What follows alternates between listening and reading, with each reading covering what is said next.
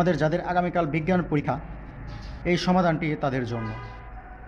বার্ষিক পরীক্ষা 2024, দাখিল নবম শ্রেণী, বিষয় বিজ্ঞান, সমাধান। তো আমরা এখন খ বিভাগ সমাধান করব।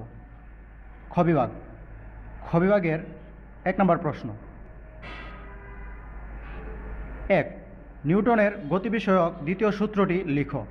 তো নিউটনের গতি বিষয়ক দ্বিতীয় সূত্রটি লেখার কথা বলা হয়েছে। তাহলে নিউটনের গতি বিষয়ক দ্বিতীয় সূত্রটি হচ্ছে বস্তুর ভরবেগের পরিবর্তনের হার এর উপর প্রযুক্ত বলের সমানুপাতিক এবং এই বল যেদিকে ক্রিয়া করে ভরবেগের পরিবর্তনও সেদিকে হয়।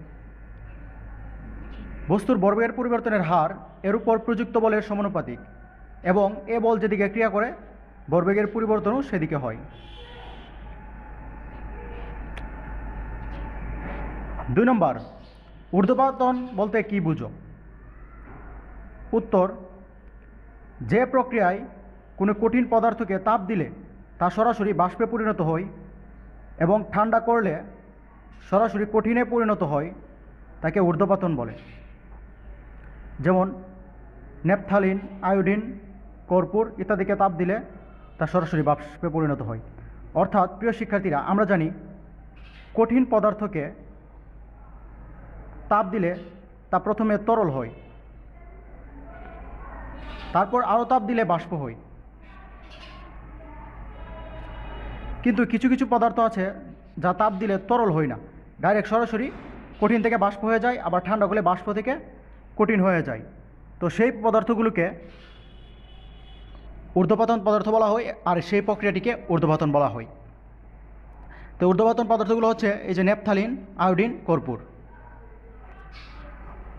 তারপর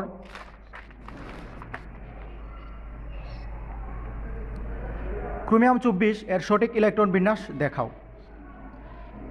ক্রোমিয়াম 24 এর ইলেকট্রন বিন্যাস 1s2, 2s2, 2p6, 3s2, 3p6, 3d10, 4s1, 4s1। তো প্রিয় শিক্ষার্থীরা, এখানে দেখো 3p এর পরে 3d6 হওয়ার কথা ছিল, কিন্তু এখানে 3d6 বেশি স্থিতিশীল নয়। আমরা জানি কি অর্ধপূর্ণ বা পূর্ণ অবস্থায় বেশি স্থিতিশীল থাকে, তাই এই যে এখানে d5 এবং s1 এই দুইটা বেশি স্থিতিশীল, ঠিক আছে। তো এখানে ক্রোমিয়াম এর ইলেকট্রন বিন্যাস সাধারণ নিয়মের ব্যতিক্রম, কারণ অর্ধপূর্ণ ডি অরবিটাল থেকে পরিপূর্ণ ডি অরবিটাল অধিক স্থিতিশীল, তাই আমরা স্থিতিশীলতার জন্য এখানে 3d6 না দিয়ে 3d5, 4s1 দেওয়া হয়েছে। তারপর 4 নম্বর প্রশ্ন, হোমোজাইগাস বলতে কি বুঝো? উত্তর, কোনো বিশেষ বৈশিষ্ট্যের জন্য দায়ী দুইটি জিন যদি একই প্রজাতির হয় তবে সেই জিন দুটি সমন্বয়ে গঠিত জিনকে হোমোজাইগাস বলে। যেমন টিটি, ক্যাপিটাল টিটি এবং স্মল টিটি হোমোজাইগাস ধরনের জিন।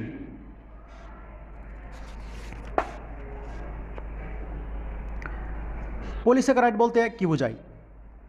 উত্তর, যে সকল কার্বোহাইড্রেটকে আর্দ্র বিশ্লেষণ করলে অনেকগুলো মনোস্যাকারাইড অণু পাওয়া যায় তাদেরকে পলিস্যাকারাইড বলে।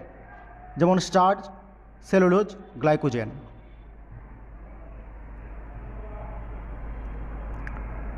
ছয় নং, সমান ইটের রাস্তায় খালি পায়ে হাঁটা আর ইটের খোয়ার উপর হাঁটা কোনটি কষ্টসাধ্য ব্যাখ্যা করো। তাহলে উত্তর, ইটের খোয়ার কোনগুলো সরু হওয়ায় অল্প ক্ষেত্রফলের উপর বেশি বল প্রযুক্ত হয়, ফলে পায়ের তলায় চাপ বেশি অনুভূত হয়, তাই কষ্ট বেশি হয়। ইটের রাস্তায় হাঁটলে সমপরিমাণ চাপ রাস্তায় বেশি ক্ষেত্রফলের উপর প্রযুক্ত হয় এবং চাপ কম অনুভূত হয়, তাই খোয়ার উপর হাঁটা কষ্টসাধ্য। তারপর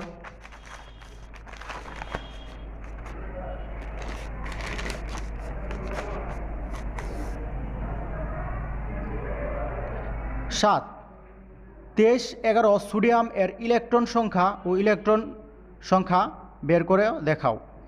নিউটন সংখ্যা ও ইলেকট্রন সংখ্যা বের করো। তো এখানে 23 হচ্ছে ভর সংখ্যা এবং 11 হচ্ছে প্রোটন সংখ্যা বা পারমাণবিক সংখ্যা। আমরা এখান থেকেই দেখতে পাই 23 হচ্ছে ভর সংখ্যা এবং 11 হচ্ছে পারমাণবিক সংখ্যা বা প্রোটন সংখ্যা। তাহলে আমরা এখানে কি লিখতে পারি, পারমাণবিক সংখ্যা প্রোটন সংখ্যা সমান সমান জেড সমান সমান কি 11, ভর সংখ্যা এ সমান সমান হচ্ছে 23। তাহলে আমরা কি জানি, নিউটন সংখ্যা সমান সমান হচ্ছে ভর সংখ্যা মাইনাস পারমাণবিক সংখ্যা। তাহলে ভর সংখ্যাতে পারমাণবিক সংখ্যা বাদ দিলে কি নিউটন সংখ্যা পাওয়া যায়। আর এই মৌলটা যেহেতু স্থিতিশীল সোডিয়াম, তাই এখানে নিউটন সংখ্যা এবং ইলেকট্রন সংখ্যা সমান থাকবে, তাই নিউটন সংখ্যা এবং ইলেকট্রন সংখ্যা কি সমান। তাহলে আমরা এখানে নিউটন সংখ্যা পেলাম 12, সুতরাং ইলেকট্রন সংখ্যাও 12। তারপর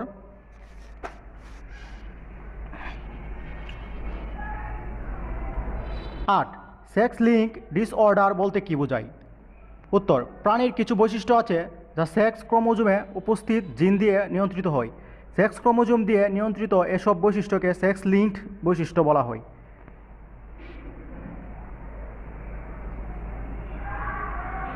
তারপর 9 নম্বর, ভূমিকম্প পরিবর্তিত হওয়ার দুইটি কারণ লিখো। উত্তর, ভূমিকম্প বিভিন্ন প্রাকৃতিক কারণে পরিবর্তিত হয়। নিচে দুইটি কারণ দেওয়া হলো। 1, বৃষ্টিপাত, 2, নদী। তো বৃষ্টিপাতের কারণে কী হবে? বৃষ্টিপাতের ফলে ভূমিরূপের উপরিভাগের শিলা পরিবর্তিত হয় এবং জল শিলাকে ভেঙে চূর্ণ বিচূর্ণ করে ফেলে, ফলে আর ভূমিকম্প হয় না। 2, নদীর প্রবাহের ফলে ভূমির রূপ পরিবর্তিত হয়, নদীর স্রোত শিলাকে ভেঙে প্রবাহিত করে ফেলে, তাই ভূমিকম্প সংঘটিত হয় না। এখন 10 নম্বর, নিউটনের মহাকর্ষ সূত্রটি বিবৃতি করো। তো নিউটনের মহাকর্ষ সূত্রটি কি? মহাবিশ্বের যে কোনো দুটি বস্তুকণা একে অপরকে নিজের দিকে আকর্ষণ করে। এই আকর্ষণ বলের মান বস্তুকণা দ্বয়ের ভরের গুণফলের সমানুপাতিক এবং এদের দূরত্বের বর্গের ব্যস্তানুপাতিক। এই বল এদের সংযোজক সরলরেখা বরাবর ক্রিয়া করে। তো এটা যদি আমরা একটু দেখি,